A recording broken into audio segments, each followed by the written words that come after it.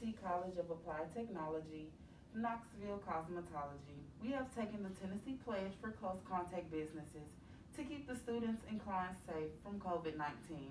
Let's take a look and see what that means.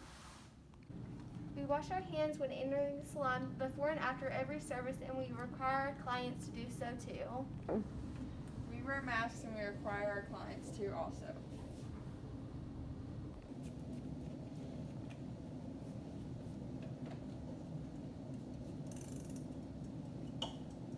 We disinfect our station and chairs after each service, allowing the disinfectant to sit for 10 minutes as recommended. We also disinfect our tools.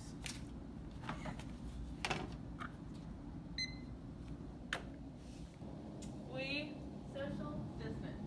We keep at least 6 feet between stations to ensure safety for everyone. We are doing our part, and we challenge you to check out Tennessee Pledge for close contact businesses and follow the guidelines laid out for the salons. We're staying apart And doing our part to help keep our community safe.